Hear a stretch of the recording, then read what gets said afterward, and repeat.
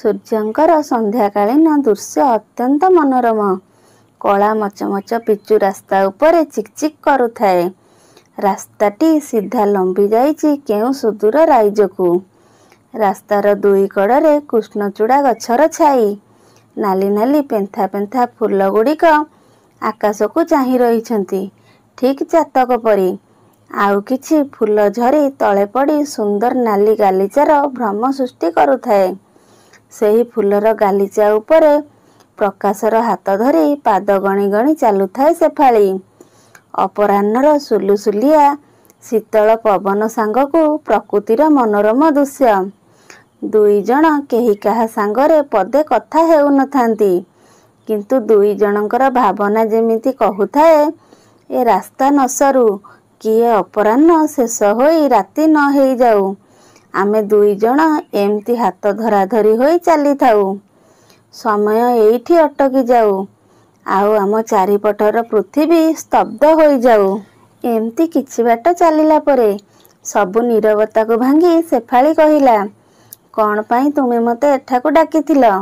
ତୁମ ପାଖରେ ମୋର କାମ କ'ଣ? ଏ କଥା କିନ୍ତୁ ଶେଫାଳୀର ଅନ୍ତରର କଥା ନୁହେଁ। ସେ ବି ମନେ ମନେ ଚାହୁଁଥିଲା ପ୍ରକାଶକୁ ଦେଖା କରିବାକୁ। ଯେମିତି ଚାତକ ପରି ଅନେଇ ବସିଥିଲା।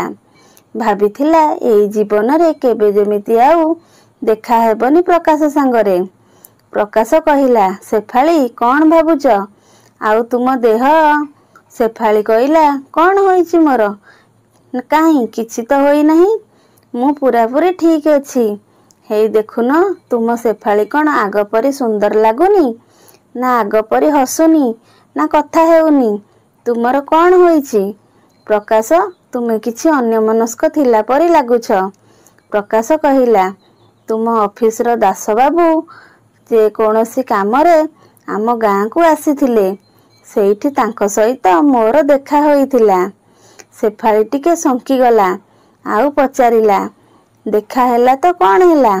ପ୍ରକାଶ କହିଲା, ତାପରେ ମୋର କ'ଣ ଆଉ କିଛି କହିବାର ଆବଶ୍ୟକ ଅଛି? ଶେଫାଳୀ କିଛି ନ କହି ଚୁପ୍ ରହିଲା, ଆଉ ବସିଗଲା ଯାଇ ରାସ୍ତା କଡ଼ରେ ଥିବା ଗୋଟେ ସିମେଣ୍ଟ ବେଞ୍ଚ ଉପରେ। ଆଖିରୁ ତାର ଝରିଗଲା ଅଜସ୍ର ଆଶୁର କଣିକା ଗୁଡ଼ିକ ତାର ଗୋରା ଗାଲ ଦେଇ ବହି ପଡ଼ିଲା ତଳକୁ। ରୁମାଲଟିଏ ବଢ଼ାଇ ଦେଲା ପ୍ରକାଶ, ଆଉ କହିଲା, ତୁମେ କ'ଣ ସବୁତକ ବିଷ ଏକା ଏକା ପିଇଯିବ? ମୋତେ ଟିକେ ବି ଭାଗ ଦେବନି? ମୁଁ କ'ଣ ତୁମର କେହି ନୁହେଁ? ସବୁ ଦୁଃଖ କ'ଣ ତୁମର? ତୁମ ଉପରେ ମୋର କ'ଣ କିଛି ଅଧିକାର ନାହିଁ? 10 ବର୍ଷ ତଳେ ତୁମେ ଏମିତି ଏକା ଏକା ସବୁ ନିଷ୍ପତ୍ତି ନେଇଥିଲ। ଏବେ କିନ୍ତୁ ମୁଁ ତୁମକୁ ଏକା ଛାଡ଼ି ପାରିବିନି। ଶେଫାଳୀର ମନେ ପଡ଼ିଗଲା 10 ବର୍ଷ ତଳର ସେ ଯନ୍ତ୍ରଣା ଭରା କାହାଣୀ। ଶେଫାଳୀ ଯେତେବେଳେ 15 ବର୍ଷର ଥିଲା, ତା ଭଉଣୀ ରୂପାଲି ଥିଲା 12 ବର୍ଷର। ବାପା ମା ଦୁଇ ଜଣ ଡକାଡକି ହୋଇ ଚାଲିଗଲେ ଆରପାରିକୁ। ଘର ଖଣ୍ଡିକ ଛାଡ଼ିଦେଲେ ସେମାନଙ୍କ ପାଖରେ ଆଉ କିଛି ସମ୍ବଳ ନଥିଲା। ମୁଣ୍ଡ ଗୁଞ୍ଜିବାକୁ ଘର ସିନା ଥିଲା, ହେଲେ ସେମାନେ ଖାଇବେ କ'ଣ? ଚଳିବେ କେମିତି? ଜୀବନର ଏତେ ଲମ୍ବା ରାସ୍ତା କାହା ହାତ ଧରି ଚାଲିବେ? କିଏ ଅଛି ସେମାନଙ୍କର ସାହା ଭରସା? ଯେହେତୁ ଶେଫାଳୀ ବଡ଼ ଥିଲା, ତେଣୁ ସେ ଘରର ସବୁ ଦାୟିତ୍ୱ ତା କାନ୍ଧକୁ ନେଇଗଲା। ମେଟ୍ରିକ୍ ପର୍ଯ୍ୟନ୍ତ ପାଠ ପଢ଼ିଥିଲା ଶେଫାଳୀ। ସେଇଠୁ ତାର ପାଠପଢ଼ାରେ ଡୋରି ବାନ୍ଧିଦେଲା। ସେ ଖାଲି ସବୁବେଳେ ରୂପାଲିର କଥା ଭାବିବାକୁ ଲାଗିଲା। କେମିତି ସେ ପାଠ ପଢ଼ିବ? ହେଲେ ଘରେ ତ ଦୁଇ ଓଳା ଦୁଇ ମୁଠା ଖାଇବାକୁ ନାହିଁ। ଆଉ ଆମର ଏଇ ସମାଜ ଝିଅମାନଙ୍କର କେହି ନଥିଲେ। ସେମାନେ ଏକା ରହୁଥିଲେ। କିଛି ଲୋକମାନଙ୍କର ସ୍ୱାର୍ଥର ହାତ ଲମ୍ବିଥାଏ, କିନ୍ତୁ ସମବେଦନା କି ସାହାଯ୍ୟର ହାତ ନୁହେଁ। ଦିନ ତ ଯେମିତି ହେଉ କଟିଯାଏ, ହେଲେ ରାତିରେ ମାଡ଼ି ଆସେ କୋକୁଆ ଭୟ ଶେଫାଳୀକୁ। ରୂପାଲି ତ ଛୋଟ ପିଲା, ସେ କିଛି ଜାଣିପାରେ ନାହିଁ। ହେଲେ ଶେଫାଳୀ ସମାଜ ବିଷୟରେ ବହୁତ କିଛି ଜାଣିସାରିଥିଲା। ଦିନରେ ଯେଉଁ ଲୋକମାନେ କ'ଣ ଖାଇଛୁ, କେମିତି ଅଛୁ ପଚାରି ନଥାନ୍ତି, ସେହି ଲୋକମାନେ ରାତି ହେଲେ ଆସି କବାଟ ବାଡ଼ାନ୍ତି। ଟୋକାଠାରୁ ଭେଣ୍ଡା ପର୍ଯ୍ୟନ୍ତ ସମସ୍ତଙ୍କର ଲୋଲୁପ ଦୃଷ୍ଟି। ନିଜକୁ ସୁଦୃଢ଼ କରି ସେମାନଙ୍କ ସାଙ୍ଗରେ ମୁକାବିଲା କରେ ଶେଫାଳୀ। ଏମିତିରେ ସେମାନଙ୍କର ଦିନଗୁଡ଼ିକ କଟିଯାଏ। शेफाली दिन बेला राजमिस्त्री सांगरे काम करने जाए आउ रूपाली पाठ पढ़ा स्कूल को जाए। आउ राति हेले दुई भौणी रोषेईबास सारी आराम रे खाई पी सोई जाती। शेफाली को भारी कष्ट हुए। मिस्त्री ताको अल्प टंका दे बहुत खटाए। कहती झील पिला काम कौन करुछि जे पुओ पिला होइथिले अधिक दरमा मिली थांता। शेफालीर अन्य किछि उपाय न थाए तेणु से किछि कुहे नाही।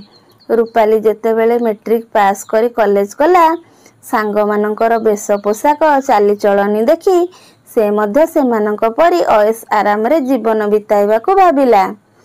हेले भौणी तार एते टंका कोठू आनिबो। रूपाली एबे बदलिबाकू लागिला। टिके टिके कथारे शेफाली को कहिला तोर जदि टंका नथिला मते कॉलेज रे कोन पई पढिबाकू छाडुथिलु। मो सांग माने मते कमेंट करूछंती मु दुई हल ड्रेस रे सबुदिन कॉलेज जाई परिबिनी। शेफाली कहिला रूपाली मु धीरे धीरे तोर सबु आवश्यक पूरण करदेवी तू टिके मते समय दे। रूपाली किंतु ता कथा न शुणी कहिला तू मो पाई किछि करि परिबुनी मो निज कथा मु निजे बुझिबी। रूपालीर एमिति कथा शुणी डरीगला शेफाली। से आउ किछि भूल करबनी तो छोट पिला ता मुंडरे बुद्धि केते एहा भाबी भाबी शेफाली को आउ राति रे निद हैला नहीं। दिनमानर परिश्रम बाधारे शेफालीर भोरु भोरु टिके आखि लागी जाई थाए। सेई सुजोग नहीं रूपाली सकाळु सकाळु घर छाड़ी कुआडे चलीगला। शेफाली सकाळु उठी रूपाली को न पाई ताकू चारिआड खोजिला किंतु पाइला नहीं। रूपालीर गोटे सांग कहिला रूपाली कहूथिला से भुवनेश्वर चली जीवो सेठारे से चाकिरी करी टंका रोजगार करिवो। ए कथा सुनी शेफालीर मुंड खराब होई गला। से कौन करिवो किछि जानी परिला नहीं। तेणु से आउ डेरी न करी चलिला भुवनेश्वर रूपाली को खोजिबाकू। ओडिशार राजधानी सीए केते गली केते छक एते बड़ सहर रे कोठी खोजिब से रूपाली को। ए गलीरु से गली ए छकरु से छक घूरी बुलिला शेफाली हेले रूपाली को पाइलानी। दिन जाई संध्या हैला। कौन करिब घर को फेरी जीव हेले बापा मां को जो कथा देइथिला रूपालीर दायित्व नबार तार कौन हेबो। एमिति भाबू भाबू राति होई गला। ए मनीष रूपी राक्षस माने तो गाँ रे एमती लोटी पड़ुथिले। एइटा तो सहजरे भुवनेश्वर सहर। एठी मनीष को मनीषक सांगरे कथा पदे हेबा पई समय न थाए। कौन करिबो रातिरे केउंठी आश्रय नेबो सेई कथा भाबु थाए। दिनमानर भोक उपासरे बुली बुली आउ चाली चाली पादरे तार आउ आगकू पकाइबाकू बल न थाए। से जाई बसीगला गोटे छोट चाहा दुकान रे पड़ीथिबा बेंच उपरे। गोटे घंटा बसिबा परे दोकानी आसी पचारिला झियो कौन चाहा पीब। मुंड हलाई मना कला शेफाली। दोकानी कहिला तुमे घंटाए खंडे एठारे बसिलणी राति आसी 10टा बाजिलाणी मोर दोकान बंद करिबा समय हेलाणी। मोर आउ गोटिए गराख अछंती से आसीगला परे मु दोकान बंद करी चली जीवी। तुमे कुआडे जीव तुमको कौन किए नबाकू आसीबे। किछि भी उत्तर देलानी शेफाली खाली जहा आखिरु लुह गड़ाई चाही रहिला। एतिकी बेलकू आसी पहुँचिले प्रकाश। दोकानी कहिला ठीक समय रे आसीचंती प्रकाश बाबू हेई नियंतु तुमको आउ गोटे खबर मिलीगला तुम खबर कागज पाई। शेफाली को देखाई दोकानी कहिला ये किए केउठू आसीछि तार ना कौन। घंटाटिए हेलानी पचारि पचारि थकी गलानी मनीष हेले किछि भी कहू नहीं खाली कांदुछि। तुमे तो सांबादिक लोक तुम भाषारे पचारंतु काले तुमको किछि कहिबो। प्रकाश पचारिला तुम ना कौन। शेफाली डरीगला आउ छेप ढोकी ढोकी कहिला मो ना शेफाली। प्रकाश ताको पानी पीबाकू देले आउ किछि बिस्कुट खाइबाकू देले। प्रकाश कहिला डरिबार किछि नहीं मु जणे सांबादिक आउ समाजसेवी भी तुमे तुमर असुविधा मो आगरे कहिपार। शेफाली सबु कथा प्रकाश आगरे कहिला। प्रकाश कहिला, एबे तो तुम गाँ को जीवा पाई आउ किछि बस नहीं। तुम एई भुवनेश्वर भली सहर रे रातिरे कोउठी रहिबो? मु एई पाखरे घर भड़ा नहीं रहुची। तुमर जदि आपत्ति न थाए तेबे तुमे सेठारे रातिरे निरापदरे रही पारिबो। शेफाली कौन करिबो किछि भाभी पारिला नहीं। प्रकाश कहिला, तुमे मते तुमर गोटे बंधु भाभी पार।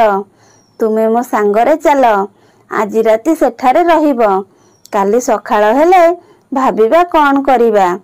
दोकानी कहिला, हाँ झियो, तुमे प्रकाश बाबूंको सांगरे जाओ, तुमर सेठारे किछि असुविधा हेबनी। शेफाली भाबिला, कौन करिबो, प्रकाश सांगरे जीबी ना नहीं। बुड़ी जाउथिबा लोकर कुटा खुआकू मध्य भरोसा थाए। तेणु से प्रकाश सहित ता घर को गला। सेठारे जाई प्रकाश घरर कबाट बाड़ेइला। आउ 60-65 वर्षर जणे माउसी आसी कबाट खोलिला। प्रकाश कहिला, ए हेउचंती रमा माउसी, मो पाई रोसई बास करंती, घरर पूरा दायित्व तांको उपरे। रमा माउसी को देखी शेफालीर देहरे टिके जीवन पशिला। रमा माउसी शेफाली को ता रूम को नहीं गला। दिन मानर बाधारे से रमा माउसी पाखरे आराम रे सोईगला। सकाळु उठी सेमाने रूपाली को खोजिबा को बाहरिले, किंतु रूपाली को पाइले नहीं। एमती रे किछि दिन बीतीगला। शेफाली आग को पाठ पढ़िया को बाध्य कला प्रकाश। आउ तार ना कॉलेज रे लेखाई देला। शेफाली मध्य पाठ पढ़ारे ध्यान देला। आउ रूपाली को मध्य खोजिबा को लागिला। दिने हठात प्रकाश घरे काम करुथिबा रमा माउसीर देह खराब होईगला। से मेडिकल रे किछि दिन रहिला परे टिके सुस्थ हैला परे से तांको गाँ को चलीगला। एबे प्रकाशर सबुतिक दायित्व आसीगला शेफाली उपरे। छोटरू छोट कथा पाई प्रकाश निर्भर कला शेफाली को। दुहे दुहिंकर एते निकटरू निकटतर होईगले जे केतेबेले बंधुता प्रेम रे बदली गला जना नहीं। प्रकाश बाहा हेबा पई प्रतिश्रुति देला शेफाली को। एमती रे किछि दिन चलीगला। दिने रास्ता रे गला बेले देखिला किछि लोक भिड़ जमाई छिड़ा होइछंती। से भिड़ आड़े देखिला गोटे झियो बेहोश होई पड़ीची। मुंड बाल गुड़िक आलुरा बालुरा होई मुह उपरे पड़ीची। से बोतल रु पानी आनी ता मुहरे मारिबो बोली चुटी गुड़ी को आड़ेइला बेलकु जहा देखिला से पूरा पूरी स्तब्ध पालटी गला। कारण से झियो आउ केही नुहे, तार अति गेल्हार भौणी रूपाली। से संगे संगे ताकू लोक मानक साहाय्य रे मेडिकल नहीं गला। सेठारे तार चिकित्सा आरंभ होला। हेले डाक्तर आसी शेफाली को कहिले, तुम भौणी माँ हेबा को जाउछि।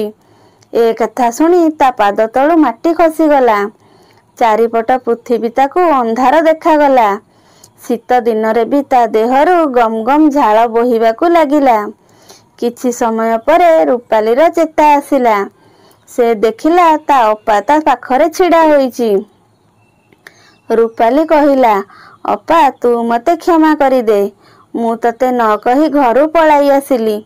आउ आजी तार कर्मफल भोगुची। मु आकाश को भल पाउथिली आउ ता सहित चली आसिली। आमे गोटे जगारे काम करुथिलु, दुहे बहुत खुशी रे थिलु।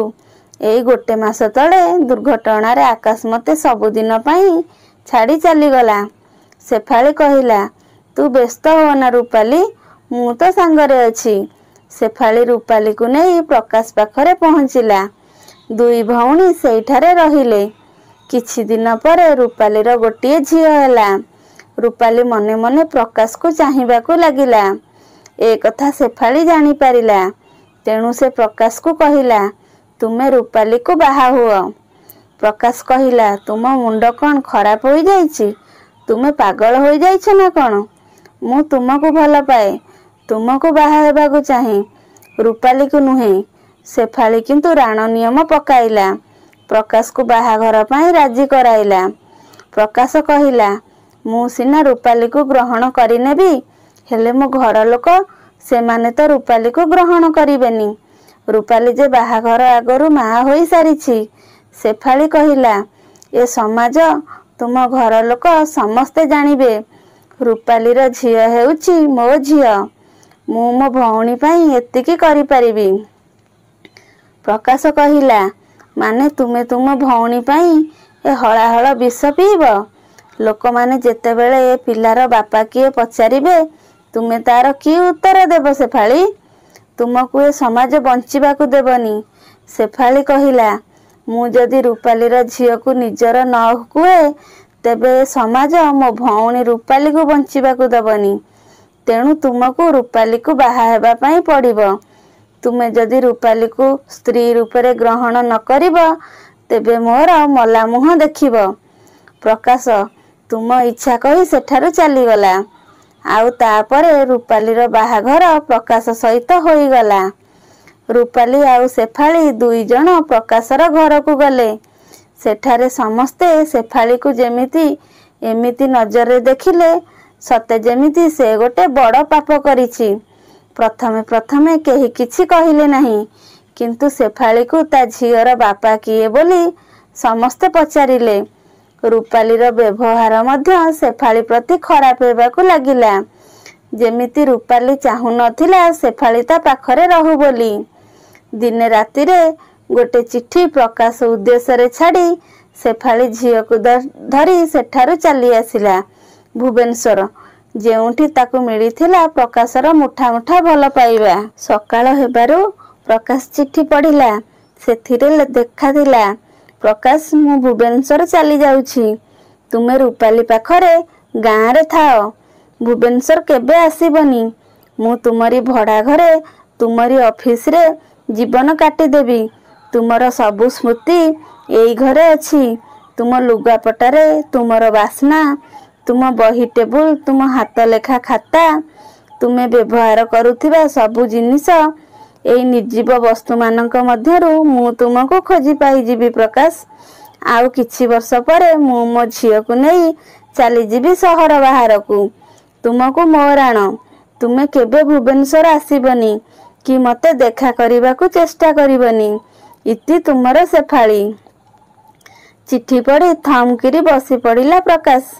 आउ निजको संभाली नेला। एमती एमती रे दिन पर दिन बीती चलिला। प्रकाश भुवनेश्वर जाएनी, किंतु से तांको ऑफिस रो दास बाबूंक ठारू सबु खबर बुझी निए शेफाली अजानंतरे। 10 वर्ष बीती गलानी।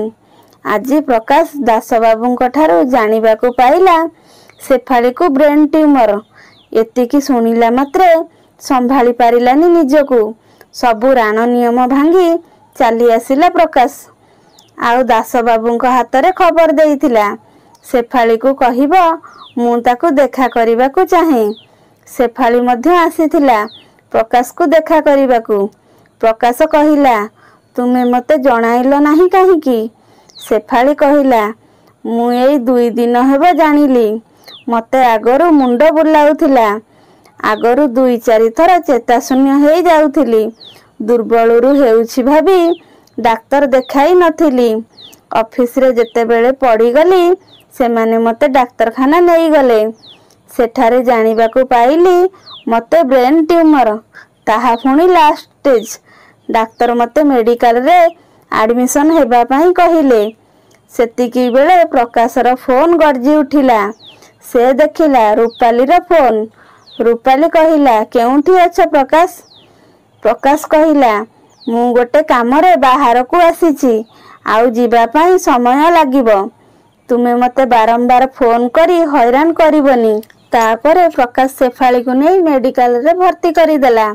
ब्रेन ट्यूमर पाई तार मुंड खराब हेबाकू लागिला।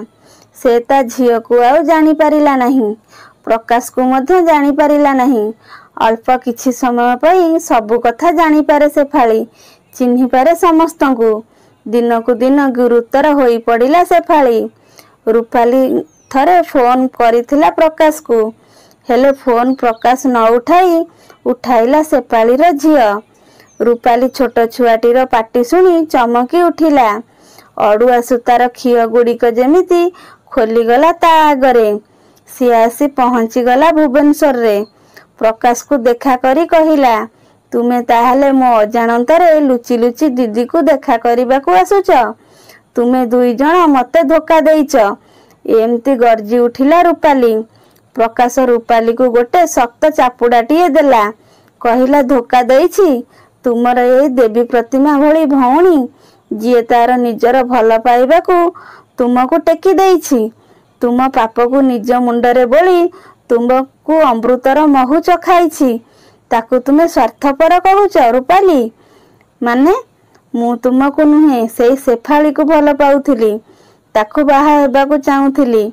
କିନ୍ତୁ ସବୁ ତୁମ ପାଇଁ ଓଲଟ ପାଲଟ ହୋଇଗଲା।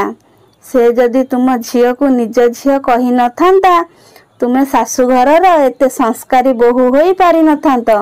ରୂପାଲି କହିଲା, ତୁମେ ମୋତେ ଅପା ପାଖକୁ ନେଇ ଚାଲ। ମୁଁ ତାକୁ କ୍ଷମା ମାଗିବାକୁ ଚାହେଁ।